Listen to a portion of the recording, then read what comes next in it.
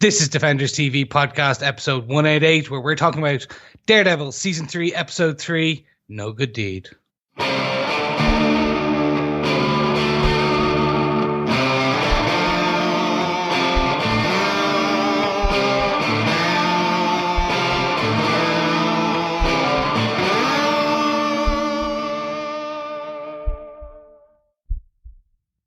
What's up, fellow Defenders? It is I, Chris Jones, back for Defenders TV podcast episode 188, where we're talking about Daredevil season 3, episode 3, No Good Deed. We have names for episodes now. Woo-hoo! Awesome, huh? It's amazing. I think I got them just in time to put out the first episode.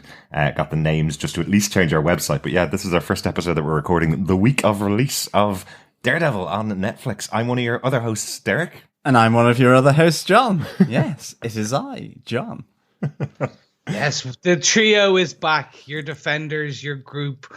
We may be missing characters slowly but surely, but wait, don't worry. We're going to whittle it down to just the one fellow Defender, and that's going to be exactly. It, gentlemen. Are they being taken out by Bullseye?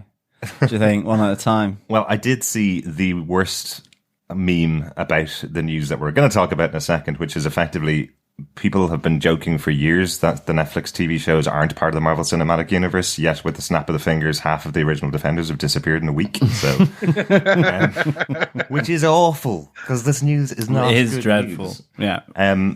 Sadly, fellow Defenders, the announcement has come in today that Luke Cage will not be getting a third season on Netflix. Netflix officially made the announcement alongside Marvel. And we've made the decision to cut that section of our discussion out of this episode, with the three of us back, with myself, Chris and John, all on the episode, and our first segment of feedback for Daredevil Season 3. We felt the episode just went way too long with our discussion about the cancellation of Luke Cage. If you haven't heard it, you'll see it in the feed. Previous to this episode, it's about 20 minutes of discussion about that. But suffice to say, we're all a little disappointed, or very disappointed, at the idea that two of our favourite characters may be cancelled, but mostly with the idea that Luke Cage has been cancelled for creative differences with Netflix. Not good signs. But let's get back on with the episode. This episode, we're going to dive deep into the Man in Black, of course, our Daredevil, and the episode No Good Deed. So, Derek, do you want to give us the episode details? Sure. This episode was written by Sonny Hoffman. Sonny Hoffman's been a writer on American Crime, on Private Practice, on Grey's Anatomy, but again, first time over on a Marvel Netflix show, so getting a little bit of another side of the TV world, of much more drama shows. I have to say, really good job to Sonny on this show. Really, really enjoyed the writing. The episode was directed by Jennifer Getzinger. I'm surprised we didn't have a musical number or maybe even a tap dance from Wilson Fisk in this episode, because we have spoken about Jennifer before. She's directed 3 episodes of shows that we've reviewed in the past. 2 episodes of Agent Carter, a little song and dance, John, and Hollywood Ending. I think we both loved those. Yeah, absolutely. Fantastic musical episodes. But she also directed the excellent Jessica Jones Season 2, Episode 7, which was AKA I Want Your Cray Cray, and put that song in our head for months and months after the show was released. And I still occasionally get the wonderful fellow Defender who pops up the video for I Want Your Cray Cray on Twitter just to antagonize me a little bit more occasionally. Yeah, I don't know whether to celebrate Jennifer or... damn her name. It's just every now and again I'll just see someone put it up and I'm like, oh god damn it. It's awesome. Now it's going to be in my head for like a day or 2 or a week. It is awesome. Love it. Love it. John, do you want to tell us what they gave us with your synopsis for this episode? Sure. As Matt's hearing returns, the first words he hears is Wilson Fisk. Learning that Fisk has been released from prison, he makes his way to the presidential hotel where, in the aftermath of the attack on the FBI convoy, Wilson Fisk has been rushed to the secure penthouse. As Matt focuses on trying to get to Fisk in the hotel and find out his motives, he has a very personal devil on his shoulder, dressed in a white suit, and feeding his suspicions and fears. Suspicions also rage in the minds of Karen Page and Foggy Bear as they learn of Wilson Fisk's removal from Rikers prison, and both try to do their bit to combat the looming threat of Fisk. Meanwhile, in his penthouse jail, Fisk takes a special interest in Special Agent Poindexter, who saved him from the attack, and also looks to protect Vanessa from the Albanians. However, for Ray Nadeem, he is in shock as he blames himself for the 5 dead FBI agents, while Agent Dex Poindexter struggles to find clarity during his psych evaluation between doing his job and protecting the criminal monster that is Wilson Fisk. As Matt attacks Ben Donovan to get intel on Fisk, the dodgy lawyer reports back to his client, who now knows the devil of Hell's Kitchen has returned. Can I give a huge round of applause to John there for saying the name Poindexter twice within that synopsis and not laughing? No, I want to. Well done, John. Poindexter. You even got Foggy Bear in there as well. I know. And Poindexter, my favourite character, new character. Or should I say Agent Milhouse? It is Agent Milhouse. And yeah. It's just such a weird name. It is. But I'm a Poindexter. We are Poindexters. Comic book accurate, and once again, we are not going to be talking about what that character is in the comic books. We will be talking about him in a future episode, because I'm sure it's going to be coming up. But comic accurate, that is the name of the character, or one of his pseudonyms in the comic book. It should be, the nerd rallying cry. Like, this is Sparta. This is Poindexter. There is nothing better than him being called Special Agent Poindexter as well. You really want him to have the glasses with the tape, the white tape in the middle. And it's like, are your glasses broken? No. Do you even need glasses? No. And you're like, all right, or you're just leaning into the Poindexter. And he's going to have that pen clip that sits in the pocket, just with multicolored biros. Yeah. Fellow defenders, Chris is actually just describing what I look like on Skype at the moment. But that could also be Jack Duckworth for anyone who knows Coronation Street. Wow. I don't even know that. Tape. Okay. I mean, I think, he's a creepy Poindexter in fairness. And I do love the fact that he is a SWAT. He's a big SWAT sniper, in fact. But I love the fact that he's like Poindexter the SWAT. Yeah. Nice. But we will be coming back to Special Agent Poindexter later on in our case notes. Chris, do you want to give us our first case note? Case note number 1. Is Vanessa safe? Is she? I don't know. Well, she's definitely around somewhere. She's not in this episode, so there we're given that. Yeah, she's dead. Oh, is she? The Algerians? Have the Algerians got her? Ben was a bit like, we haven't found her. Oh, we found her. Oh, no, you can't talk to her. And you're like, Ben, are you lying? That's quite dangerous for Ben, isn't it? Yeah. Anyway, starting off, the main part of the episode is we find Ray. Nadeem is still alive. For our fellow defenders, I am worried about Ray. I do not think he will survive this season, or at least definitely he will survive it through being an FBI agent. So you were as nervous as I was when he went face to face with Wilson Fisk and said, "We lost a lot of good men getting you here. You should be more grateful." Yeah, Ray, do you know anything about Wilson Fisk? Do you know what he does to people who stand up to him? Yeah. It's just like, there's a car door right over there. What are you doing? Be careful. He could literally teleport it and still bash you in with it. Mm-hmm. You were on the 65th floor of a hotel, which, has windows. Also, not so good. And it is said that obviously Special Agent Poindexter saved as many as he could, but still a lot of good men died during this operation. It was interesting. So Fisk arrives. He's got. Have we been introduced to the second lawyer yet? Because we know Ben, but there is this second lawyer. I don't know his name, unfortunately. We haven't been given his name yet, and he doesn't actually have many lines in general. Ben does seem to be kind of leading a lot here. It's quite interesting. I love that we get a lot more of Ben Donovan in this episode. He was fantastic in Luke Cage Season 2. For those of you who didn't watch that show, he had that kind of slimy lawyer attitude a lot of the time, and very much walked away from his client when they couldn't pay his bills. This one, it feels like he's sticking very close to Wilson Fisk, because even if he can't pay his bills, well, his life also matters. That's also a way of paying him, keeping him alive. Yeah, I don't think he's going to walk away from this client. Otherwise, he will never walk again. Absolutely. And he does deliver one of my favorite lines in the episode as Fisk is calling out over all the FBI agents, "I need to know Vanessa is safe." The response from Ben Donovan with, "My client is not admitting that he knows how to contact a wanted fugitive." Just a fantastic lawyer mode engaged. Yeah, it was good, wasn't it? I mean, this was really interesting. In that moment where Ray confronts Wilson Fisk, you kind of get the idea, or you get that feeling back that, okay, maybe Ray Nadine is an above board FBI special agent here. He, even with his sort of confrontation with Karen outside the front of the hotel, he repeats that mantra of, these 5 officers died today. He also goes to the hospital as well, and he's there speaking with his boss. He's blaming himself.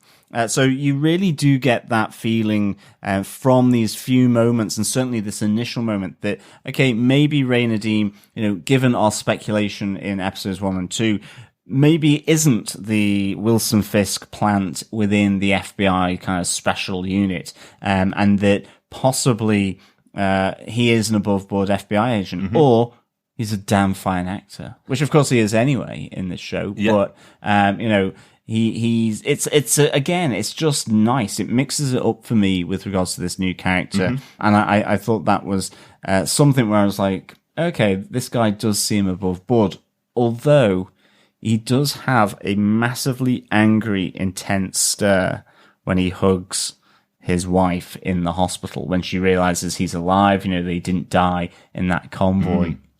And it looked really evil. And I was like, okay, is this that he's going to get back at Wilson Fisk? So Wilson Fisk was in danger with the Albanians for making the deal with the FBI. Maybe he's in a little bit of danger now from Ray Nadeem. So maybe he should be worrying about himself. Maybe not so much Vanessa, who he's not supposed to know where she is at all. Yes, yeah, possibly. Just to point out, Chris, because I know you haven't heard our first 2 episodes yet. Yes, we were wondering whether Ray Nadeem is under the influence of Wilson Fisk. Is he doing what Wilson Fisk has asked him to do? Because we did get introduced to him as a man with money problems at the beginning of the series. But this episode does seem to put a little bit of a fine point on the fact that he's really angry with Fisk for the loss of his men, and loss of the people in the FBI because they had to pull Fisk out of prison. So I am getting the sense that he was chosen because of his money issues. I believe that he is angry with Fisk for his men getting killed is because that was never part of the agreement. Right. Their agreement was to get Fisk out. This is how they will do it. This is the operation. Fisk has masterminded all this. This kind of leads us into case note number 2. Yeah. So we'll talk more about it in there. But there seems to be already a master plan unfolding or being scraped away by certain characters to see that this has all been Fisk's plan to get out. Maybe, yeah. And maybe. I think Ray, unfortunately, has been part of the problem. He probably has been given a large sum of cash to solve his financial issues. And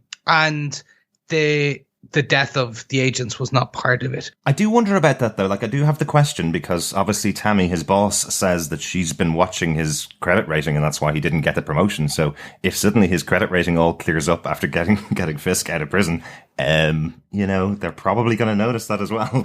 They won't actually do that. It would be more like, here's an offshore bank account. Yeah, possibly. Which would be even more suspicious. Very true. Suddenly he's not out of debt, but he has access to millions and millions of dollars of offshore money. He's going to the Cayman Islands really very frequently. But yeah, let's just quickly clean up the point itself. The Is Vanessa safe on case note number 1. We do hear from Ben Donovan when he comes back to the hotel after doing his investigation. He finds out that she had just gone off grid in Spain. This, I think, is a comic book reference. I remember a Brubaker arc where the character of Vanessa Fisk is off in a mansion in southern Europe, but I don't know whether it was actually Spain that she was in. But yes, so there is a reference there that she is off grid. Fisk is now saying that he wants her back close to home and wants her safe. So he does want her back in America and wants her safe. So interesting. Is she alive? I think she is. I think it would be a very, very stupid person that tells Wilson Fisk that the woman that he loves is alive when she's not. I would just get out of there. If I was Ben and called and found out that she was dead, I would never, ever return to that hotel. I'm not going to be the messenger. That might be what the other lawyer's for. Maybe. Exactly. 2 things I just want to call out before we close off this point. The first is the cameras being turned off so they can talk with the client in private. That has been, in this episode, was called out 3 times specifically.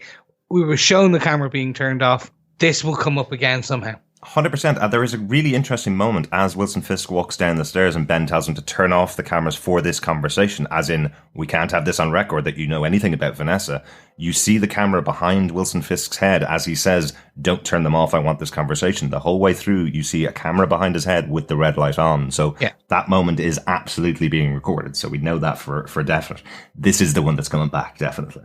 And then the second is they're walking upstairs and you actually see the red light turn off. Yes. We see Agent Poindexter in the office with the cameras watching the video feeds. So definitely this will come back somehow later on. And then just a nice little nod. Derek, I'm going to let you take this one because this I think is one of the most puntastic puns that we saw throughout this episode. I love this idea that the hotel is under siege by people on the streets of New York who've realized that, you know, Wilson Fisk has gone from Rikers Island to this mansion that he's now living in this hotel, and suddenly it's under siege by all the protesters with their signs. I want to know from someone in the production, was that the writer that came up with the signs that they're carrying, or did everybody have a go and see what ones they could come up with? My two favorites that I saw, the two signs that I saw, one is Tisk Tisk Fisk, which I love. I think that's really, really good. And a sign of not the greatest of protesters. It's like, Mr. Fisk, you've done bad things. And then the second one, which is stop and fisk him. Not stop and frisk him, stop and fisk him. That was the best one. That was the best one for me. I saw that. I didn't see the tisk tisk fist. I saw the stop and fisk him, but I went, that well done. Pretty good. Double meaning protesting, or possibly double entendre for one of them. Maybe. Maybe. I'm hoping that we get a behind the scenes shot of some of these. So I'm hoping some of the set designers or something will release it after the fact in a couple of weeks, the days, going, hey, look at this. So if any of the show writers are listening, we would be appreciative if you could maybe send us one or two shots, maybe just DM them to us, because I just really want to see what the other ones are. I know there is more. I just can't make them out in the shots. I was absolutely trying to pay attention to find the best ones. Those are the two best I could find. So, gentlemen, I think it's about time we move on to case note number 2. Speaking of double meanings, case note number 2. Karen is set up in multiple ways in this episode. First off, Ellison, her wonderful editor, is trying to give her a bit of happiness back into her life by setting her up with his nephew, who also works for the newspaper as well, right? Yes, I got that impression, but not as a journalist. Yes.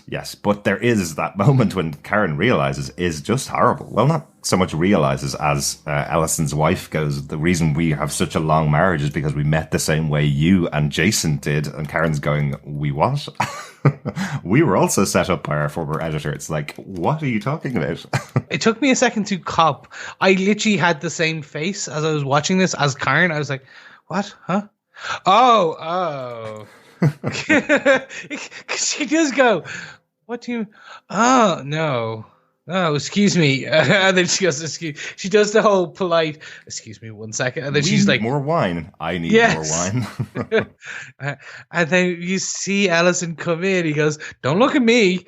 And I'm like, it was your plan. You were complicit in it, Ellison. But yeah, no, it was good. And then we get some stories about Jason and back history that I do not think was anyway necessary. We know he's a cat man. Okay, that's fine. And then he then trips over himself and asks Karen about her family, which I am loving the fact. Sorry, and I wasn't here, fellow vendors, as you know, I was not here the last 2 episodes. I'm happy that we are now getting this backstory. We have the story of Karen's family and her brother, so we now know this is trigger point.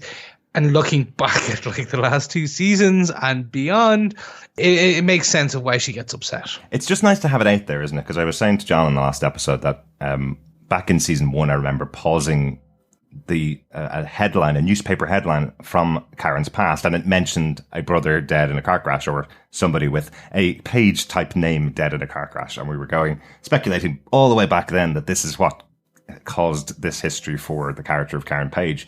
And then 2 seasons and 3.5 years have passed, and finally it's up there on screen, and we're going to see more about it. I'm sure we're going to see some more backstory of Karen as the episodes go on, but it's so nice to have something really tangible for Karen to do, and something really tangible to hang her character and what she's doing and why she is the style of character that she is. It's finally good to have that on the show, because in the past her motivation has just been because she likes Matt, is kind of her only motivation in the past, and because Ben Urich died. It's kind of it, but at least we have a little bit more of her past. There's definitely other things that happened to her before she arrived in New York that fateful week. Yeah, I think we said that last episode. You know, it's really nice seeing some of her backstory threads come through here. I think I really like the setup here of Karen with Ralph Ellison and that kind of real awkwardness around the dinner table. But I think, you know, to the case note to title, Karen is set up. She's not only set up personally here, but there is this setup that she's investigating through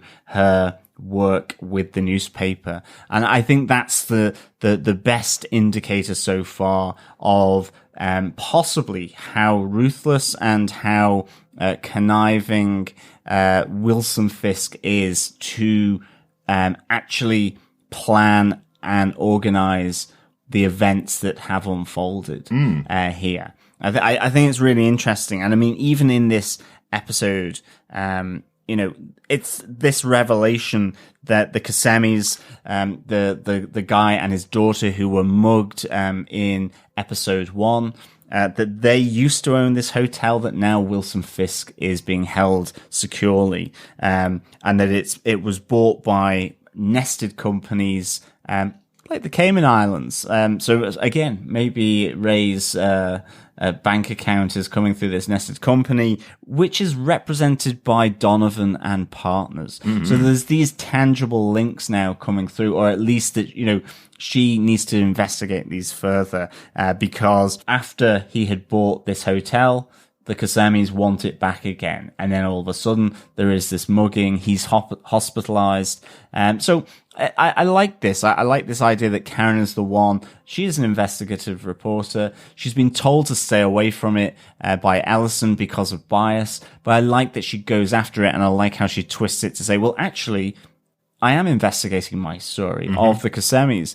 And there's this link to Wilson Fisk. And you just kind of think, what are the juicy details as to why they were brought to this hotel after the attack. They're in the penthouse that is already wired up for the videos. There's the security scanner as well. So and if Donovan has been able to see those plans, you know, is it somewhere that Wilson Fisk will be able to escape from? Or is it just that he now knows how secure this place is and it's on his turf, so he's happy enough with that? So, yeah, I like this. It's that master planner, isn't it, of Wilson Fisk, exactly. the guy that really makes sure that he is in the driving seat. I think the interesting thing as well, okay, he could have learnt it from Donovan or the other lawyer at any moment, but I like the fact that, you know, when the cameras are out, I think it's when he's having his lunch and he gets that tray, you know, with all the different compartments, and then he takes his special interest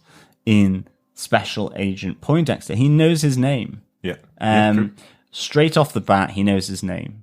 And I'm like going, is there just some really easy explanation for that? Or does he know his name because he has hired this guy previously? Not directly. There was that hint of a certain character in season 1, again, a sniper.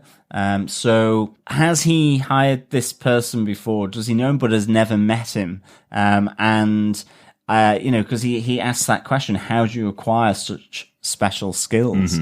It was a really interesting conversation. And I think, again, it just neatly pads and shrouds as well and connects with what Karen is looking at here. I'm really enjoying this element of it. Yeah. Because either Wilson Fisk is this master of deceit and planning, or Wilson Fisk is a really lucky guy. You're right. It would be hugely lucky if this agreement that he's made with the FBI to be allowed not stay in Rikers Island because he could get shivved by anybody walking past, to go into a secure location just happens to be the building that you bought, you know, a couple of months ago. And when Kazemi said during this particular week that he was thinking of trying to get it back. Then you beat him up and send him to hospital. Like, there's definitely some serious importance on it. But I do love this. As I say, I love what they've given to Karen here. This felt like a real investigation. This felt like almost like an Aaron Brockovich level of investigation that Karen's done there overnight. It feels like they're really building up her character. I love how impressed Ellison is with her work, which we've had referred to a few times in season 2 and season 1, that she's good at her job, that she's very good, but we've not seen it in action really, I think, up until this moment when Ellison's looking at her going, and you got all this in one night. You are a great reporter, but you can't have the story. He's still treating her like the father that she doesn't have anymore. He's still going to her, if you take the story and it comes out with the name Karen Page on it, you're dead. You're out of this, and I can't lose somebody else like I lost Ben. There is more to this story, and I kind of alluded to it in our previous case note. I think Dex is in on it. I think Ray is in on it. Donovan is 100%. The hotel is part of it. They ordered the kidnappers.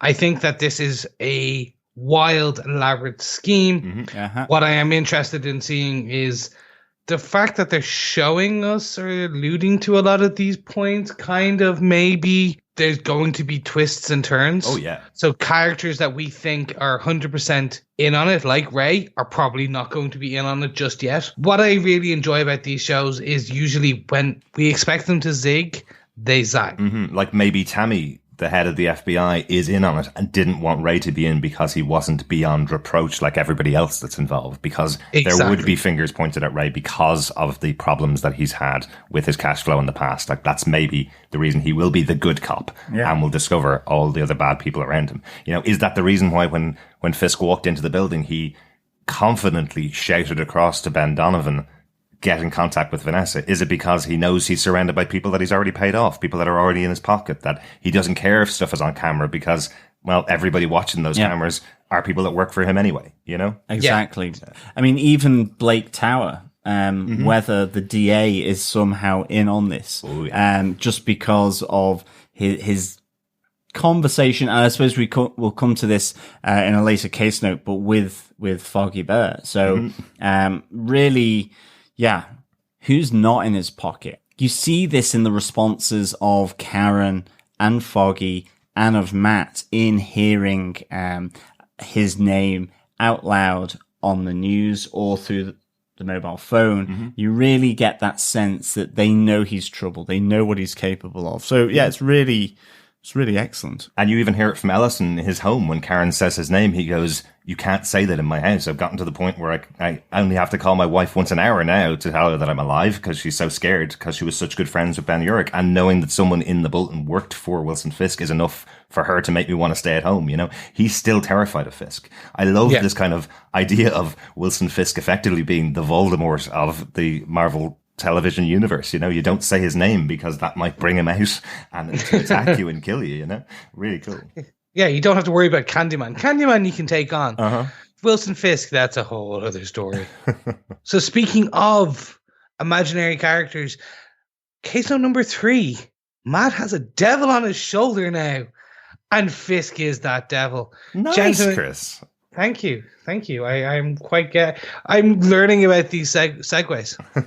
It's only taken me 187 episodes. You could even go beyond, which is Matt has a devil on his shoulder, and I think that devil killed the angel on the other one, because this is getting interesting.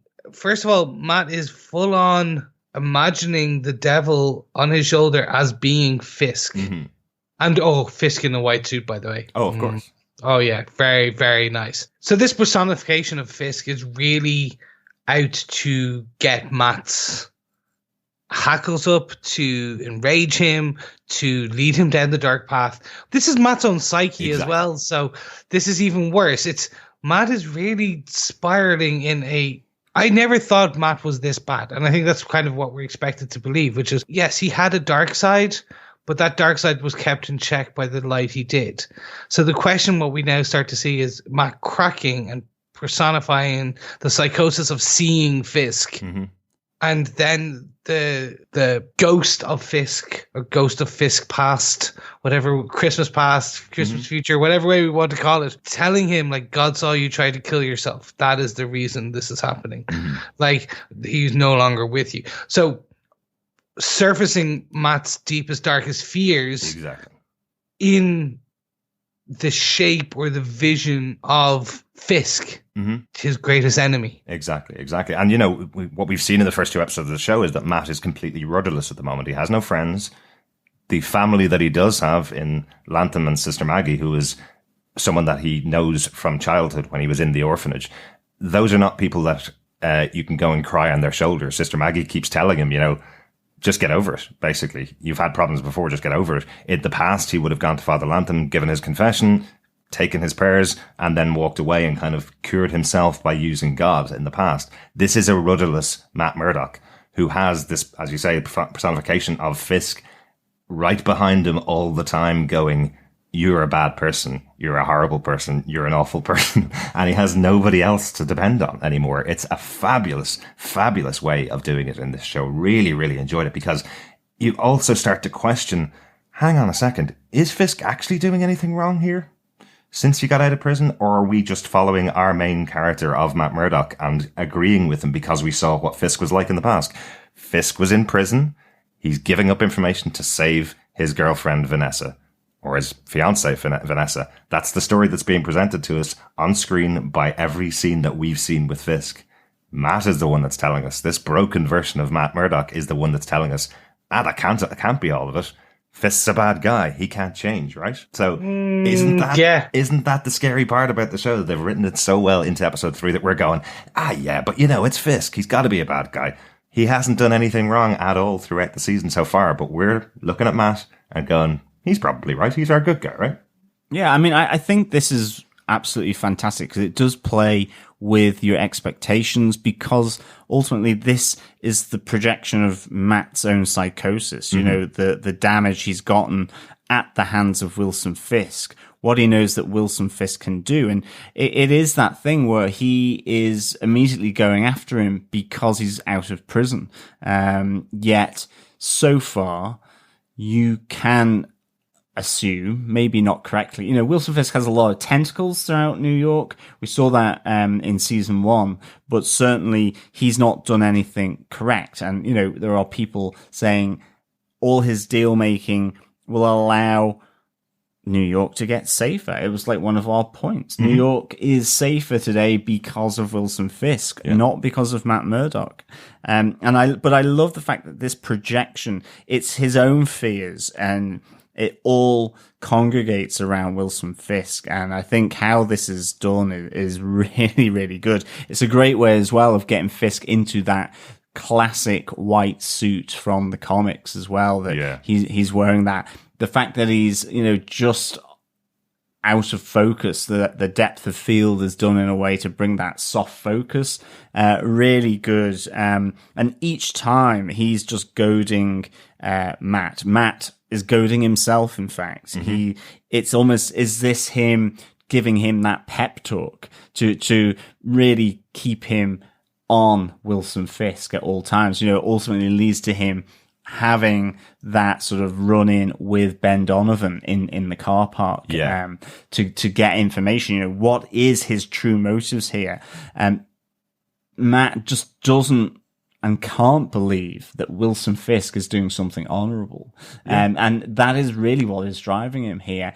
And that snowball rolling down the hill is getting bigger and bigger and bigger each time he thinks about it. And each time his own psychosis brings that little white devil on his shoulder of Wilson Fisk telling him, I won. You're going to get more people killed. God has left you. You name it.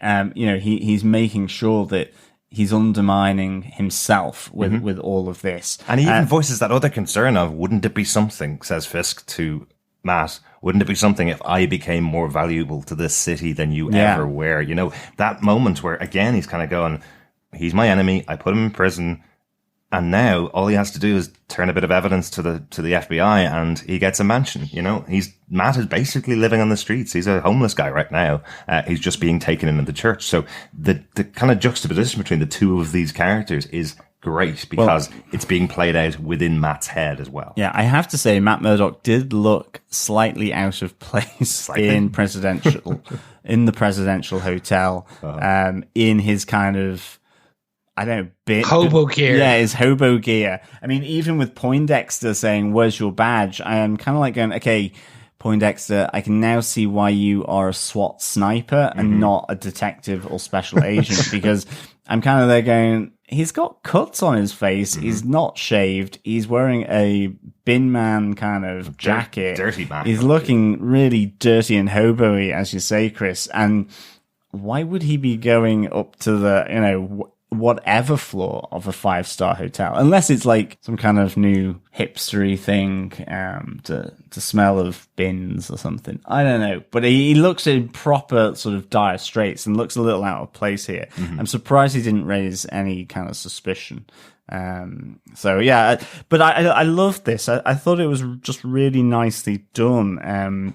How Matt and Wilson Fisk, that connection there, and it playing out in his own kind of psychosis. I thought that was superb, and I like how going back to the orphanage, he has that moment where he shares this stuff with Sister Maggie, and it's a bit like you were saying about whether he's actually not done anything wrong. And Sister Maggie here says, you're potentially being incredibly narcissistic here if, the moment you get your hearing back, it was God that let this criminal out of Rikers Island to bait you, just to taunt you, just to taunt you. How self-centered are you? And, she makes the point, if anything maybe were to redeem a lost soul, it is the love that he has for Vanessa in trying to protect her. Again, it may just be this act because I think, as Chris, as you mentioned previously, you kind of do get the feeling that all his pawns are kind of set around him here, playing a very good act. It's really interesting then that we have this Sister Maggie turn, speaking with Matt Murdock back at the orphanage. Yeah, exactly. I love that she's saying to him, well, my entire life is dedicated and based on the idea of love and forgiveness. Where are you getting your ideas from, Matt? I know. He's a bad Christian at the moment. He certainly is. He isn't one. He's renounced. He hasn't renounced. No, maybe he's not, but he's certainly cheesed off. Exactly. I think that's the thing. It's kind of like, it's when your sister, your brother really annoys you to the point where you're like, I'm disowning you. I'm running away. He's having a hissy fit. He's having a hissy fit with God, kind of going, I'm disowning you. I never want to see you again. Okay, see you later. Bye-bye now. I'll see you in the morning. I'm sorry. Thanks. Can you leave me some beer and some beer money? Thanks.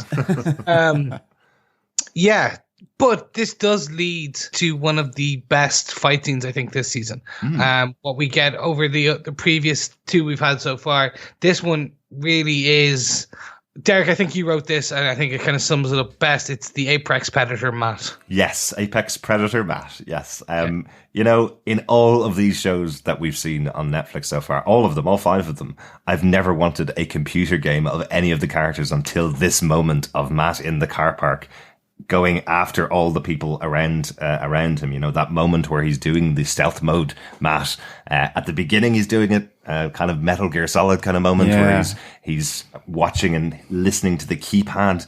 And that allows him, after just 2 tries, to be able to get this keypad in this really secure FBI hotel, to get inside. So that's the start of the computer game for me. And then we have that moment where he does the stealth to get around some of the guards in the car park. It's awesome. Maybe I've played way too much Spider-Man on my second playthrough right now. It might be. I mean, there's that moment where he kind of, he touches one of the FBI agents to look the other way as he then moves into a seamless side plank right next to the car. I'm like going, oh, I hate you. It's like, oh my goodness. I mean, for the episode 2 spoiler post, we put up a picture of Wilson Fisk in the gym with a massive like kind of beer belly, and I'm like going, that's more me in the gym if I ever get there. Right. Whereas Daredevil moves seamlessly and effortlessly into a side plank.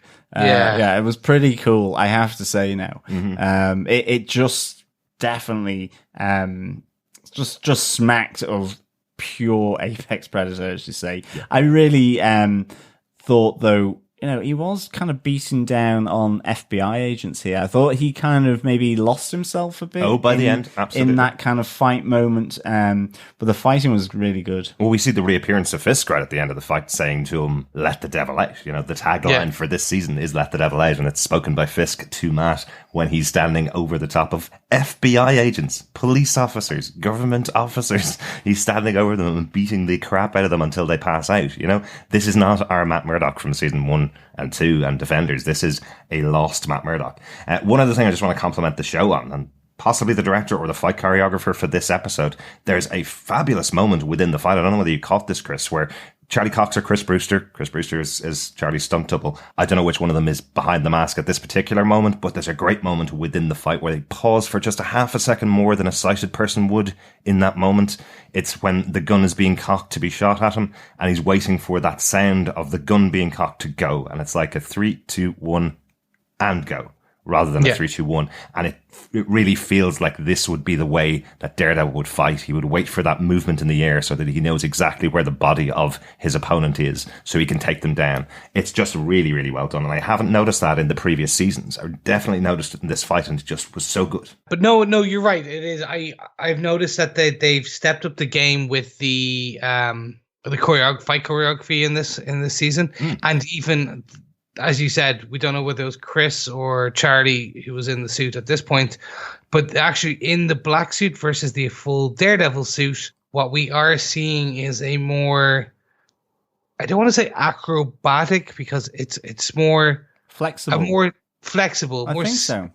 A more kind of spinny, flattening, kind of stealthy. If you know what I mean, he is a bit more.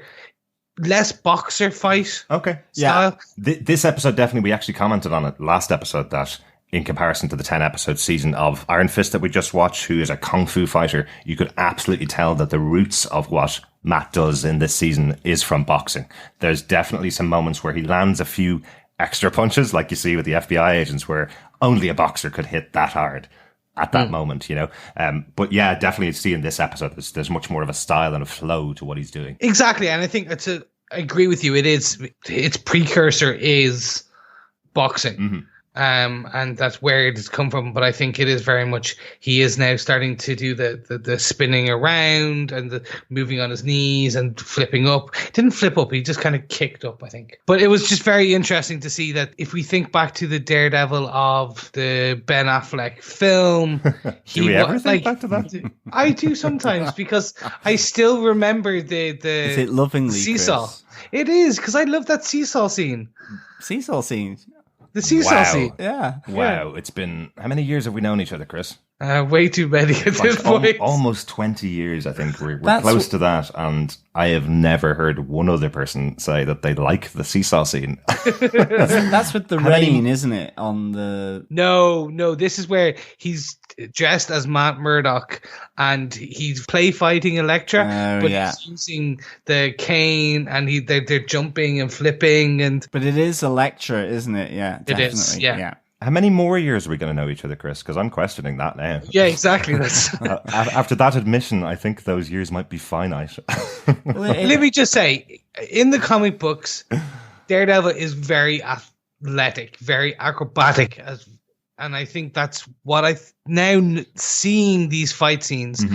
Looking back on the previous fight scenes, they were more boxing, very rooted. He was not so much the run, jump, spin. He's definitely more chunky Daredevil rather than like Daredevil to me, wears lycra, not armor. So he's kind of like a gymnast. He's got his kind of gymnastic sticks, and he's bounding down the middle of the road, doing a few flips, few pommel horses.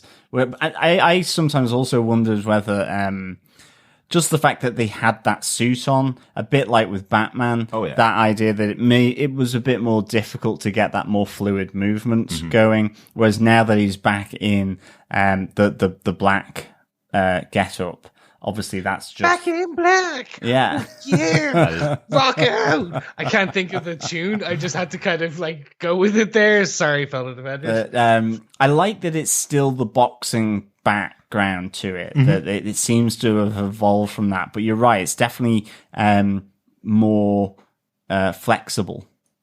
He's like an access card. He's our flexible friend. Access card for our fellow defenders who lived through the 80s. On that note, yeah, I love these scenes with Matt. Really, really enjoyed it. Let's get on to our next point, our case note number 4. Foggy Bear's having nightmares and hallucinations in this episode. Poor Foggy Poor Bear. Foggy Bear. Foggy, of all the characters, seems to be getting hit pretty hard in this season. What I like about these scenes where he's sitting on the couch with Marcy, he's back with Marcy, he's now permanent girlfriend, they seem to be living together, so his life is going quite well. But what I like about it is he wakes up to the nightmare sitting beside her and has a discussion with her, talking about his life and effectively saying, you know, he's working at a pretty prestigious law firm, making a hell of a lot of money. That apartment looks amazing in New York, like the view that he has on the city of New York from outside New York, in one of the boroughs anyway. Looks fantastic. He's got this gorgeous girlfriend, as he says. He's got a great life. But then you've got Matt, and in his head, Matt's in the grave, and I've got all of this. You know, so he's going through his own suffering at that. It's tough to see the character of Foggy in this because we've seen Foggy grow even slightly more than we've seen Matt grow because he has crossed over into other series. This is tough because it's, hey, my best friend died. In my mind, I'm the one who killed him because I gave him that suit. I forced him to go out. So there is survivor's guilt in this, very much so. Yeah. But then, what was it? Is it laughing Matt, crying Matt? I think she said screaming Matt or crying. And he goes, no, it was laughing Matt. When he wakes up from that nightmare. And you go, wow, you're having nightmares where your best friend is laughing at you or with you or something. Wow, that's tough. Then he checks his phone, as we all do after we wake up, and first thing he sees is Fisk is out. So he freaks out a bit, let's be fair. So we get to see Blake Tower back again after the last episode, and we get to see that Blake is running for re-election as DA. Or election as district attorney, because I don't think he was elected as district attorney. I think he took over the job when the previous one was killed. By the Punisher? Yeah. So I assumed, unless he's going for something that's above DA. No, I think he's going for re-election. So I think he's stayed the term that he took over from the last DA, and he's now going for re-election. But it is really interesting. I love this moment with Foggy because you feel they've definitely dealt with each other before. They have a reasonably good relationship. But you see this moment with Foggy where he's offering his services for completely free. He's doing it all pro bono just to help the city put Kingpin back behind bars. And as we kind of referenced earlier on, is Blake Tower in the pocket of Kingpin? Is that why he agreed to this deal that got Fisk out of prison? Because he doesn't seem to ever actually say that to Foggy. He doesn't ever say to him that the FBI came to me with this offer and I signed it. So I'm in total agreement that this is the right thing to do. He kind of lets Foggy say his piece and then tells him to go to leave. It's interesting, isn't it? Because he does really keep that back from Foggy, that he was in that room when they had that discussion, that this move seems to be both the federal and New York, or at least the city of New York district attorney, that it's an agreement there between the two of them. It was always seemed to be the police commissioner that was kind of going, this is rotten. Yeah. You didn't really get much sense of that coming from Blake Tower. So this was really interesting. I think it kind of was what made us kind of think, well, is he above board here? And again, here with Foggy, I suppose the big thing for me as well, I didn't realize Foggy had moved up the food chain of the legal practice as much as he had done with that apartment, but also that, he's giving some kind of personal contribution to his re-election. Yeah. So I think it's 1,500. It's not too much, but he is cancelling the check at the end of it. Remember, folks, if you're going to put sponsorship or support behind a possible district attorney who could possibly be in the pocket of a kingpin of crime, make sure you pay by check so you can cancel the check when you don't get what you want. Really important. Yeah. Yeah, exactly. And I think, you see how Mrs. Cardenas had affected Foggy as well. He brings this up again as a real pointed gesture to Blake Tower, saying, well, she can't vote for you, yet she was killed and murdered because she wouldn't move out of her home. So, Foggy here really does show his more sensitive side, the Foggy Bear with his nightmares, hallucinations, and certainly teary-eyed lookbacks across his life. Yeah. And I think it's really affecting him. And this was really good. I think then, later on towards the end of the episode, we have that moment where you go, yay, Foggy and Matt are back in a bar. I don't think it's Josie's. Bar. And then unfortunately Matt speaks and you're like, you have the harshest way of reconnecting with your friends, in the sense that he doesn't want to reconnect with them at all. He wants them to stay as far away as possible. They really shouldn't be looking out for him now that he knows that he's alive. And Foggy really shouldn't tell Karen that he is alive. This is seemingly all to protect them, but wow.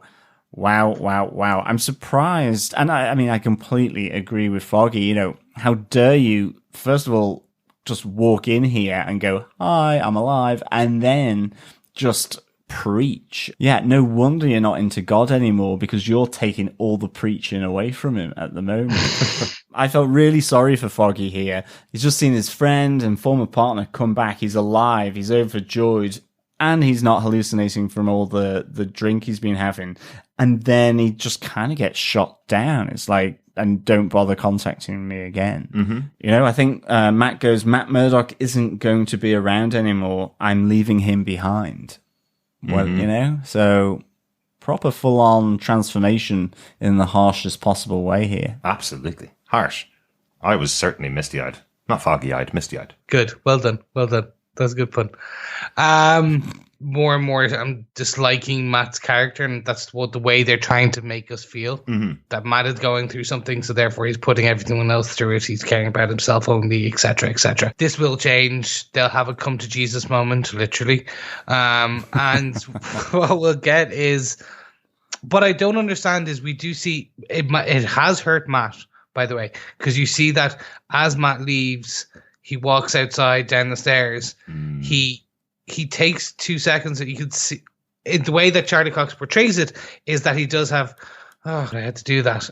And then he pulls out the wallet and the ID. Absolutely. And you're like, Yeah. Are you sad that you had to steal from your friend? Are you sad that you had to be quite mean and kind of beyond harsh to your friend? The question does become, what is happening to this character? Or are you not sad at all, where you're just reaching in your pocket to take out his wallet of thousands of dollars and his ID card for work? That's harsh. That's really harsh. This is a different Matt. He would never have done that in the past. Was this whole conversation with Foggy just to get his hands on the wallet? Did he really care about him at all? True. It's such a harsh moment. And you do this with Foggy, of course. Foggy Bear, introducing him in this episode with Marcy, his girlfriend, calling him Foggy Bear in a really cute way, setting him up as the teddy bear for the episode. And then by the end of the episode, you have his best friend effectively coming back from the grave and going, I never ever should have made friends with you. Like, what?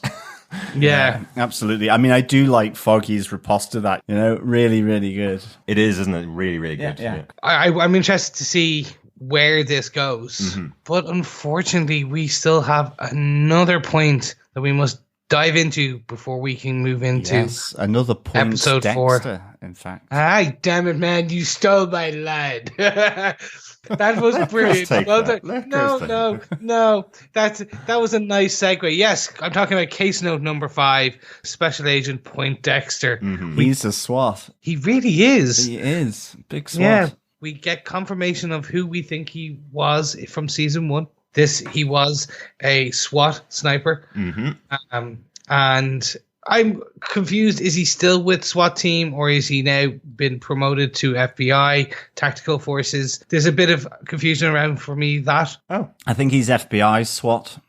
I think he actually says it to the psychologist that he's an FBI SWAT sniper. That's where we got the title of his role. He wasn't called. It was the police that was in season 1, not SWAT. Yeah. So it's interesting to say he's had career progression since that moment where we first saw him. Yeah, it's 4 years ago.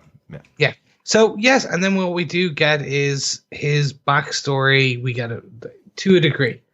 He how he had to, unfortunately, with any massive trauma, all agents are usually sent to a psychologist.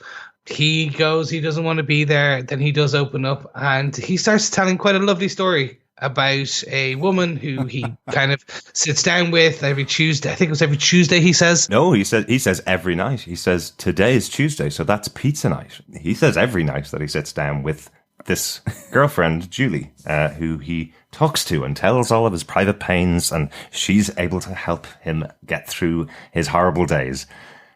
And that's when he's told by the psychologist, oh, fine, great, at least you got that support. You're okay to go back on duty. What begged the question for me, actually, Chris, you were talking about whether this guy is a SWAT sniper for the FBI or whether he's a police sniper.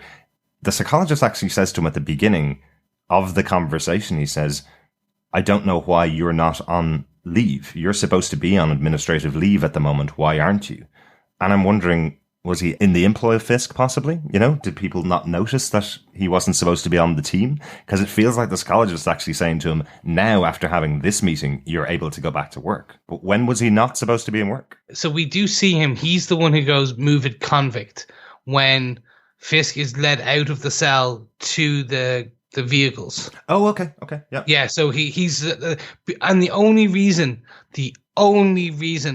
I remember this is because the camera distinctly does not focus on him. Okay. It slightly blurs him, but just enough that you can get the features and stuff, but he's not, hey, this is almost a main character and he's a well-known actor, so we're going to kind of put him in like beautiful 4K clarity. It's just fuzzed. He's just, so he was there. He is the fuzz. But I do wonder if he joined the SWAT team on the way then. If it's not that he came out of his apartment, did he find a way to get himself on that particular detail and wasn't necessarily supposed to? It's my point. I suppose the psychologist seems to be saying to him, you're now able to go back to duty, but when was he off duty? When was he not there? Why aren't you on administrative leave, is what he says to him. Well, now that I've had this conversation, you're able to go back to work. And he's made that judgment based on this very strange story about Julie, the girlfriend that he meets every night. Yeah, exactly. So the way I took it was that after an incident like this, you are put on administrative leave. Yeah, maybe. It's like you've just watched all your team die. Yeah. So you are not fit for duty until we clear you. And he's been kind of still going to work.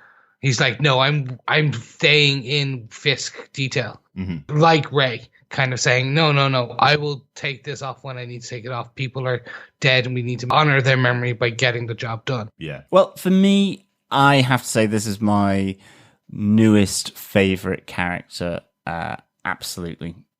Special Agent Dex Poindexter. Yes, the name is funny. Yes, I kind of slightly relate to it in a Milhousian kind of way. But certainly, I just really, really enjoyed finding out that whole backstory of say, Chris, that conversation with his doctor whilst he's having that psych evaluation, because this guy has to be cleared for duty. So for me, I think he's absolutely a genuine SWAT sniper. That's what he is. His job is as a sniper, and he calls that out really specifically that, he's not carrying an Uzi, he's not got a submachine gun. It is sniper duty within that SWAT team. That's not to say that he's not also got a little side project going on, because I do think his relationship with Fisk is really kind of interesting. As I said, you kind of get the impression that Fisk does know him. He goes, I owe you. I've never seen a talent like yours. Where did you acquire it? He knows his name straight off the bat. This may have come from Ben Donovan. This is the detail that are looking after you here. These are the cops or the FBI agents or whatever. But I think the moment where he goes, if I wore a mask, the press would be calling me a hero. Instead, I have to justify why I protected myself. So you're just thinking, in that moment, is that his crux with people like Daredevil, Luke Cage, and maybe why ultimately he could just be in this moment having that act like Ray Nadeem, that he is in the employ of Wilson Fisk. He is that plant within the FBI special operations team within the SWAT. So I thought that was really good. I have to say that department psychologist that's treating him does have that moment where he drops the kind of pretense of what he's there for and just kind of goes, forget all about this psychology stuff. How are you doing? You know, it's that moment where you go, if a psychologist does this with a person that they're supposed to be clearing for to go back to work, it seems like they have a genuine worry that, you know, this idea that he may go postal in the future is a genuine concern. It really feels like that psychologist is looking at him going, you are on the point of breaking here and you're not letting me in. I just want to know, are you okay? Because if I don't ask this question right now, maybe tomorrow you're going to go out and shoot up a town full of people or, you know, shoot up a shopping mall or something, you know? It really does feel like the psychologist has just stopped going through the checklist of questions and gone, maybe this is the only point we have to have this conversation with you. And yes, this is where we hear about Julie. Or, as the doctor says, his support system. Yes. I love that, actually. Do you have a support system? She prefers to be called Julie. Mm-hmm. Does he know that for sure, though? Because we get the creepiest moment that we've seen on screen for quite a long time as Dex goes for dinner from a car in the distance across the road from a pizza parlor, as I guess Julie goes in across the road to a pizza parlor to get a piece of pizza. He's sitting in his car eating away. The big question for me, and it's kind of just on a level of creepiness here, all right? Is Julie someone that was formerly in a relationship with Special Agent Poindexter? Or is it even creepier and it's just some random woman that he's been following around every single night of the week and picking up her pattern? Does she know him or not? It's a big question, and it really makes me question how creepy this guy actually is. Oh, 100%. He's creepy. He's like go bananas creepy. Mm-hmm. He is two picnics short of a basket. Like, not even sandwiches short of a picnic. He's beyond that. He's actually baskets short of a picnic. So do we think this is a former girlfriend that he's following, or do we think this is a random woman on the street that has no idea that he's around? Because that's creepy as hell. I think in my mind, I would sense it's a random person that he is just following. That he has in his own wonderfully creepy way become attached to, and I think that's what makes him now so utterly freaky and creepy, is that this is just a random stranger that he is almost keeping tabs on. I mean, it is a bit like, is it almost muscle memory as a FBI agent, that stakeouts and all this kind of stuff, and he's doing that here. Maybe. But you know that there's a slightly unhinged element to him with that psych evaluation. So it just makes it so much more kind of dangerous feeling and creepy.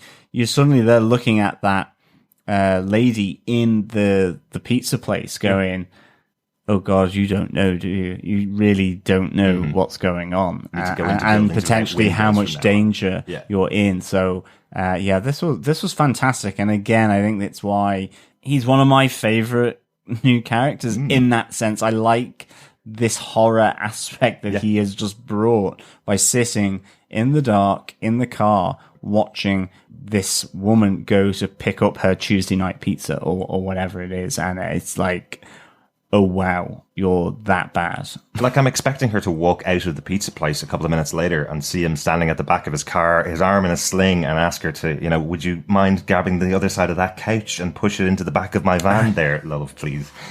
Like in Silence of the Lambs. This is like Jeffrey Dahmer levels of crazy. Yeah, it's Buffalo Bill wings. That's the one that she's getting. Nice. I think he probably met her in a very kind of like, he picked up a piece of something for her when she dropped her bag, and he gave it back to her. And then his mind has started filling in these imaginary blanks where they actually dated and they're together. And so he's fully unhinged. I've tried to see, is there a comic book story around this or some kind of connection? There's nothing I can find. So if any of our fellow defenders are aware of a Julie in the comic book side, please send us an email. Don't put it in the group because it may spoil things for other fellow defenders who are not aware of certain things or aware across everything. Send us an email, feedback@defenderstvpodcast.com, because I'm actually trying to rack my brain. I don't know if there is a comic connection, but I do think that this is showing us how unhinged Point Dexter is. Because I hope they do go that they never married. Because if it's an ex-girlfriend, then he's just the creepy ex-boyfriend.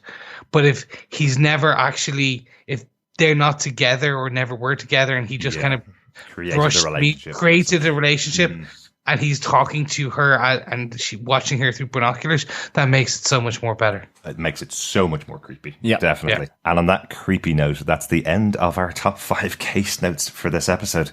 Guys, we went through a 3rd episode of Daredevil with mentioning that character's name. I am so impressed. Well done, guys. Well done. Thank you. Keep it going. Chris, is any notes that we've missed out so far on the show? So I'm not going to go into it too much. I know you guys have talked about how this was kind of adapted. I don't want to say adapted from the Born Again arc and the Guardian Devil arc. This is they were inspirations most likely for this. Yeah, like you can see in this episode, the madness of Matt Murdock, the craziness that's in there, that definitely inspired but different from Born Again. Exactly, like the hallucinating of Fisk. So in Born Again and Guardian Devil, he doesn't full on kind of see a hallucination of Fisk. He just, that kind of fractured psyche is kind of present. Well, let's say Fisk doesn't talk to him in the hallucinations he has of him. Yes, exactly. I just say I have to be careful because I don't want to ruin the comic book either. True. So I'm trying to be very, but there's a lot there. Again, like Matt being very mean to Foggy. Like again, it's in there, but in the comic books, it was more because he kind of pressure and depression and things like that. So if you haven't read the Born Again or the Guardian Devil kind of arcs, I recommend just checking them out. There's fantastic pieces of work, and you'll understand that they're not ripping like full on chunks out of it. They're just kind of, it's inspiring a lot of this stuff. So have a read and you'll see, and I'll try not to mention it every episode. I'll pull it in if it is a very much a direct call out or things like that. But yeah, that's all. We will get you to buy that comic book, fellow defenders. I promise we will advertise it every week until you buy it. Enjoy it. It's really good. John, do you have any notes? Yeah, mine's just a little fun one. It's kind of a skit of the Beatles, really, which is always a good thing, which is when Blake Towers' campaign manager, when he's asking her about the speech, she goes, "Too many togethers, sounds like a Beatles song." So not a fan, obviously. Excellent. That's 2 of us. Then. You and her would get on very well, John. Excellent.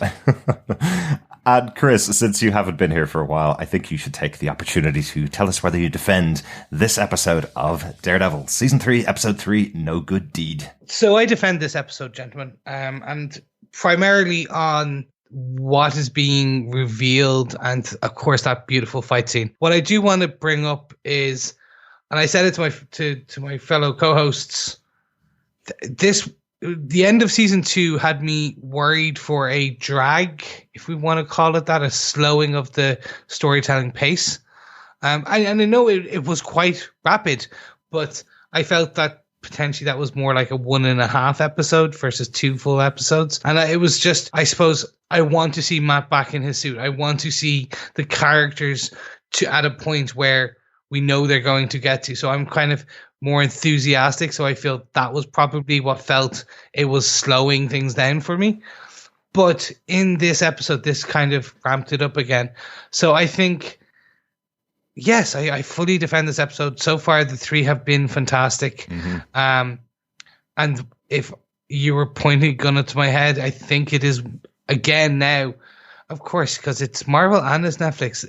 Episode after episode, season after season, they're getting better at this. So this so far is probably some of the best storytelling we've seen to date. Right. It's not perfect again, and as I said, I felt it could have been potentially sped up a bit more, but this episode 3 has fixed it, and I think that could have just been on me. So I fully defend this episode, and let's move on to episode 4 straight away. John, do you defend this episode of Daredevil? I do defend this episode of Daredevil. I give it 4.5 foggy Berthenagels out of 5. I really enjoyed this. I think Matt Murdock and his White Devil was just amazing. That descent into isolation, pushing away Foggy in the bar, I thought really, really tragic. But again, just so well done between these two.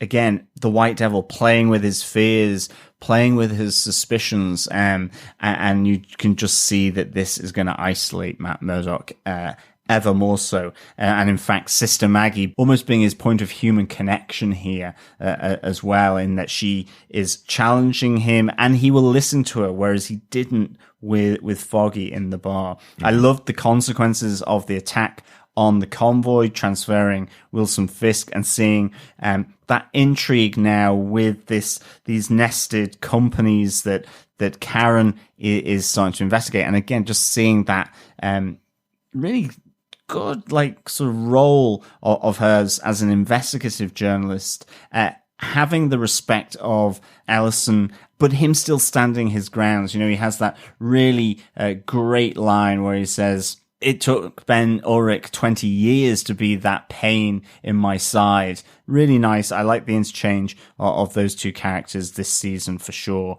And of course, for me, I must say the introduction here, a bit more of Special Agent Poindexter. I'm really enjoying this character. Okay, we haven't said who he is likely to become yet, and we will do probably when he becomes that person in the show. But Poindexter, just creepy goodness here. Certainly as he has that psych evaluation and then seeing really what Julie means to him, which is certainly not that support system, like he was saying to the doctor. So, you know, we see here he's a good liar. So is he lying when he's in the penthouse apartment of the presidential hotel with Wilson Fisk? So massively interesting character here to start to explore in the upcoming episodes. So again, yeah, my favorite character, and not just because he's a SWAT either. So yeah, definitely defend this episode of Daredevil. Derek, do you defend episode 3, No Good Deed? Best episode of Daredevil so far. Not season 3 of Daredevil so far. Every single character has a great moment in this episode, from Karen Page to Foggy Nelson to Matt Murdock to Kingpin to the new characters Ray and Dex. Both have great moments in this episode as well.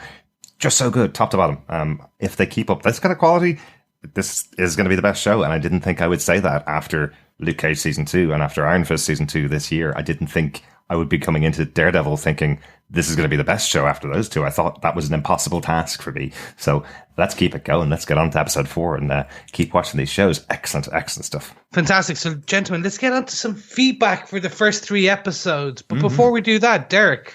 Yeah, I just want to say a quick shout out to Ryan. Thank you so much for your voicemail that you sent us on your feedback about the Chio Hodari Coker interview that we did, the showrunner for Luke Cage.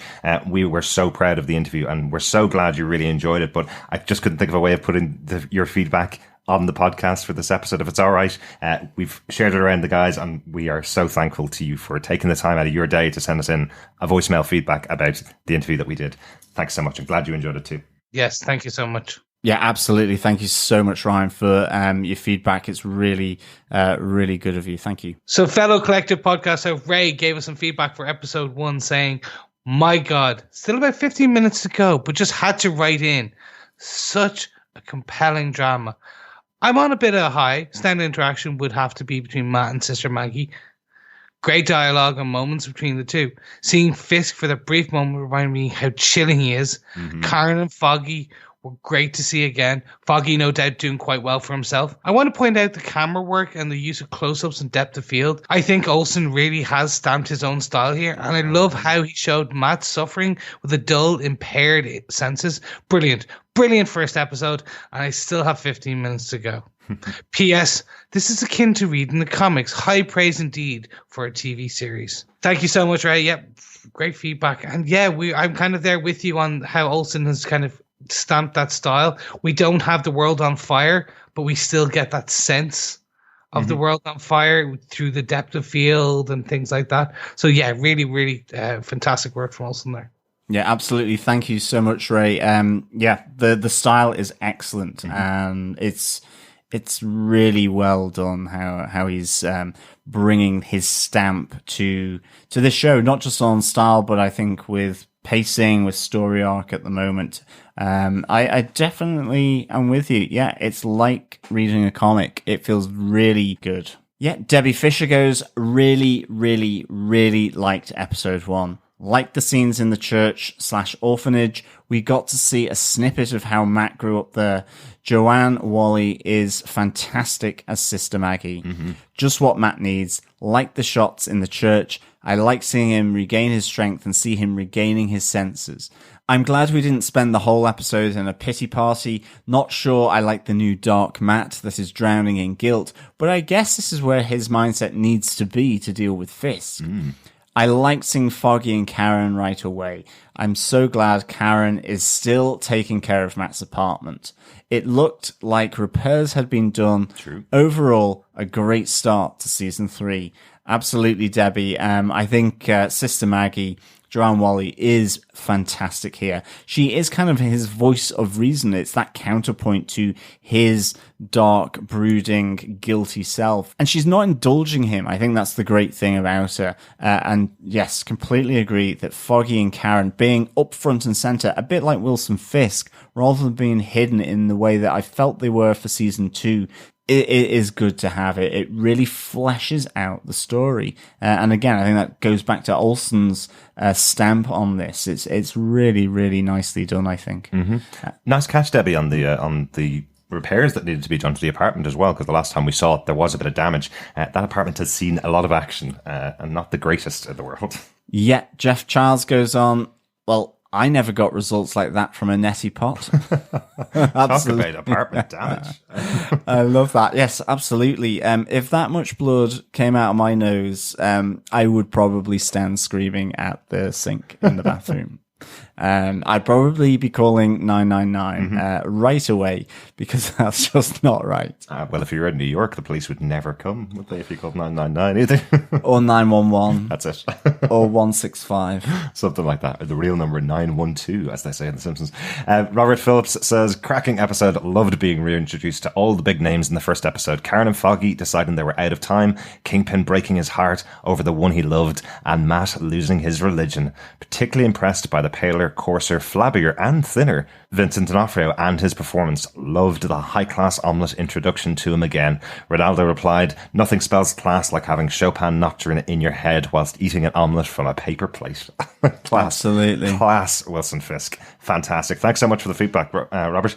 Cracking episode. It's absolutely the best description of that first episode. Really good seeing everybody back. It would have been so easy just to do an hour of reintroducing it to the characters, but they moved them all along really well and put them all in a really interesting setting to start off the season. And I have to ask, Ray, what are you doing in my kitchen on a Sunday morning? How do you know I am eating my omelette from a paper plate listening to Chopping? Moving on, Jamie Alexander had this to say. Love this slowly paced opening episode, easing us back into Hell's Kitchen after being away so long. Love the flashback to Karen's reaction to Matt telling her that he's Daredevil. The frustration Matt feels at his newfound limitations is visceral. It's been such a long wait, but already worth it. Yeah, those flashbacks kind of as a whole, just not even just Matt's reaction, but even when Matt as a child, fantastic. Absolutely. And Chris didn't say heart emoji either. Sorry. I didn't. I'm trying to stop saying smiley face emoji, tongue sticking out emoji, because I want to just fully, for our audio podcast listeners, really get them understand what I'm trying to say, or they don't miss every beat, so they really feel that they are there in the room, in the discussion comments with us. Nice. So yeah. This is like an audio track. Yeah. Mm-hmm. Exactly. Audio description track. Yes. Yeah. Exactly. Or you could just come and join us over in our Facebook group at facebook.com/groups/Defenders TV podcast and join the conversation about these episodes. Just like Doug Green did. He said the cinematography was amazing. The reds and shadows when Matt is in the basement was beautiful. Sister Maggie was an instant favourite. Great first episode. Yes. Did I catch a bit of yellow in there as well? I thought I got a bit of red, a bit of yellow, and I was like, oh, that's nice. Just a hint of yellow. More red, but a hint of yellow. So, closing out our comments for episode 1, Mike Brown had this to say. Very strong start. Just like Iron Fist Season 2, it looks like the producers have a very clear plan for what's going to happen over this series of episodes, and they're setting things in motion without it feeling rushed. I enjoyed everything until the last 2 scenes where the dialogue is almost literally your financial problems make you a target for criminals who would seek to blackmail you and extort you. Now, if there's nothing else, I need you to go back to talk to the millionaire criminal mastermind in prison for, let me check my notes. Yes, blackmail, corruption, and extortion. Off you go. Thank you for excellent. Brilliant. Yes. And it did actually feel like that, and that just even how I was reading it in my head and out loud just made me go, that was it was a bit scripted, but we have to see. I think they're playing an old switcheroo, Mike. I think they're playing an old switcheroo. Yeah, I think switcheroo is on the cards here for Ray Nadeem as well. Yeah, we have some episode 2 feedback as well. Jeff Charles goes, love Matt's detective work, but I did not see Fisk's story going in that direction. But then he's just a prisoner of love. Yeah, absolutely, Jeff Charles. Even the most psychotic people in the world can be prisoners of love. I know from experience. Yeah, and Jamie Alexander goes, I think Eric Olsen promised more character depth for Foggy and Karen. I couldn't be happier. Foggy's family is exactly how I always imagined them. Yes, Jamie, alcoholics, for sure. Hey, they're Irish descendants. I'm just saying. It's like they like meat, whiskey, wine, a lot of big family. Then you know they're Irish. Exactly. And they have Irish tea up on the shelves as well. I think Ben over on Facebook also spotted that they had Lion's tea up on the shelves. Yes. Good catch, Ben. So after, several bottles of red wine, number of glasses of Jameson's, you can make sure you're back on track again with a good, strong builder's cup of tea from Lions. Exactly. Or Barry's. Other teas are available. Debbie Fisher goes on about episode 2 and says, Fisk getting released, escorted, and then his entourage attacked. Who was behind it? Interesting question, Debbie, especially after episode 3. Was someone behind the actual attack as well? She says, Karen believing the man in the glass mask is Daredevil. Yes. Foggy and his family. I liked seeing that. Matt finding the right dry cleaners and taking them down. So nice. It will be interesting to find out what's happening inside Matt's brain with his fogginess. Is it from the explosion? Has he not let himself heal completely? I guess we'll find out. So much going on in episode 2, Debbie. Yeah, really good moments. Yeah, especially after episode 3, you do kind of start to wonder who was behind the initial attack on Fisk Convoy. Was it actually him? Was it not? Who knows?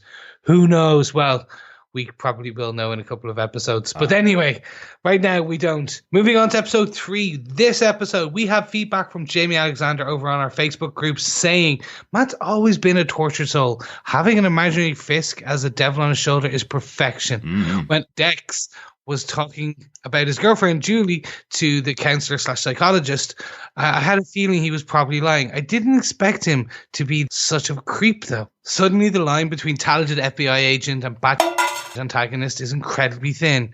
Oh, sorry, Pops. Here's $1 for your swear jar. Gah, I love this show. Right there with you, Jamie. Yeah, no, so thank you for the feedback. And Dex, talking about his girlfriend, Julie, as we already talked about, it was really... we think he's lying, and then we later find out he is. So yeah, glad we got that. But lying in such a creepy way. Absolutely. But I must say, I am really liking Dex. Oh, this is it, gentlemen. We will Jamie, be able to talk about this. We will be able to talk about this in future. I promise. We absolutely will. And Jamie, I'll pop you over my address for that $1 for the swear jar. Thanks for calling me Pops too. Well, it's your birthday. Getting more poppier by the day.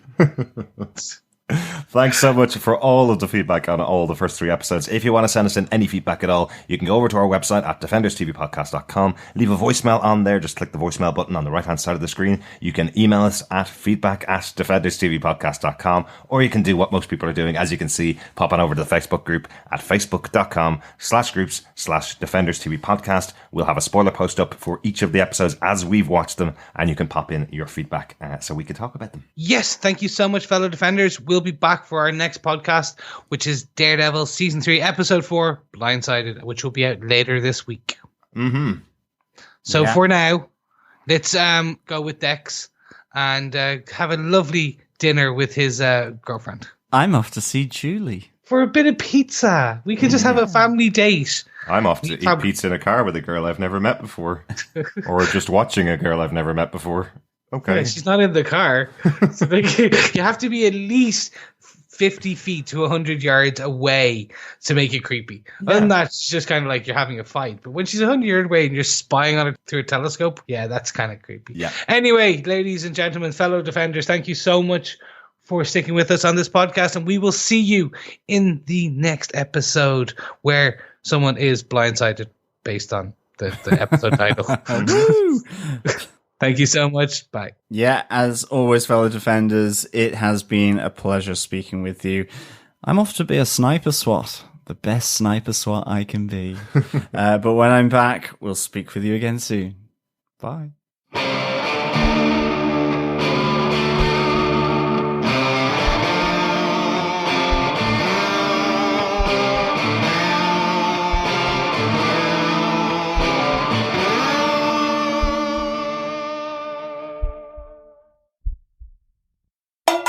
Was the bells going off, by the way, while you guys were talking? Yeah. Okay, you can barely hear them.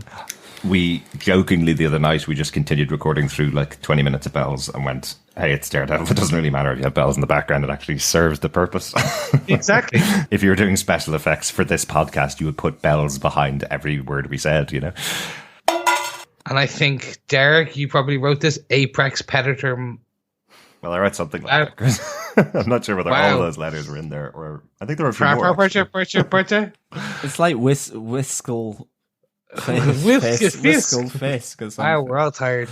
That was brilliant. Well done.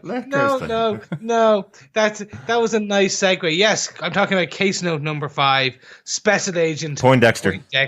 Oh, God damn it. So, gentlemen, we get the full history. No, just let Chris say case note number 5, and we'll shut up for a second. Go ahead. That was funny. Yeah, it was funny. It was funny, and I'll keep most of it. Yeah. But okay. I'm glad we didn't spend the whole episode in a pity park. Not sure I like the new dark matte. Pity party, sorry. I want to go to a pity park. I want to go to pity park. It sounds great. Although a pity party sounds awesome too, but anyway.